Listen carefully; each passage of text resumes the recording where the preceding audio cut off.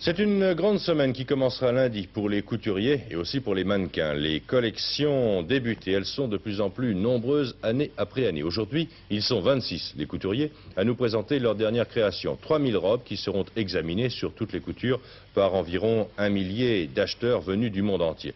En même temps, le palais Galliera va nous montrer 2 siècles d'élégance française. Alors les modèles du passé à ceux de demain, je vous propose en compagnie de France Roche un tout petit voyage. Celui-ci vous permettra de découvrir les nouveautés les plus extrêmes de la mode 79. Objet de vanité une saison, de curiosité 10 ans plus tard, enfin d'études historiques, la robe à la mode passe en 20 ans de l'état de parure frivole à celui de document sociologique. La tunique à la française, la robe à l'antique, la crinoline, comme la mini-jupe, ont orné la royauté, 2 empires, 3 révolutions et maintes républiques, aussi inséparables de leur temps que fleurs de lys, abeilles d'or ou style art déco. Au Palais Galliera, l'exposition 2 siècles d'élégance française nous fait voyager des paniers des marquis 18e au ski des sportifs du 20e, tandis que dans 26 ateliers de haute couture, on finit les 3000 robes qui seront la cuvée 79 de la mode française. Les caprices éphémères deviendront donc un jour image d'une décade, les chiffons se transformeront en reliques.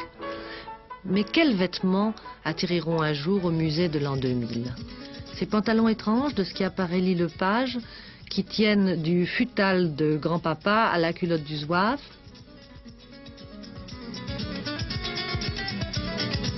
Cette redingote sur habit noir de Christian Dior qui semble empruntée à Vidocq et au mystère de Paris ?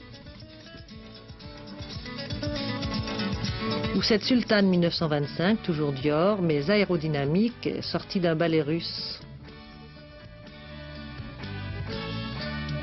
Cardin a une autre idée. Pour la femme qui travaille, le pantalon court de coulis. Autre pantalon court de Torrente, c'est la fille du chèque qui aurait pratiqué l'économie d'énergie sur le tissu. Pour les grands froids, Paco Rabanne préconise le tissu des grands chauds, le tissu ignifugé des vulcanologues, fleuri pour la pluie ou réchauffé de fourrure pour aller passer un week-end d'hiver sur la Lune. Avec Ungaro, c'est la ligne punk, mais de luxe. Berlin 1927, cabaret près du Kurfürstendamm, jupe à carreaux choquants, bottes lacées de spécialistes, corsage pailleté à manches de dentelle, voilette et un oiseau empaillé au cou. Regard noir de rigueur. D'autres audaces pour les réveillons sans complexe, une odalisque sortie d'un Hollywood d'avant-guerre, matinée de Casino de Paris, et ce parapluie japonais style paquet cadeau pour arbre de Noël de Schiaparelli. Enfin, il fallait y penser, et Cardin l'a fait, la chaussette tricotée rouge employée comme corsage, nouée avec une cravate et terminée par une jupe volant. De penderie en grenier, de grenier en stand de la foire aux puces, quel vêtement atterrira au musée pour briller un jour doucement à côté des robes de duchesse ou de petites filles modèles ?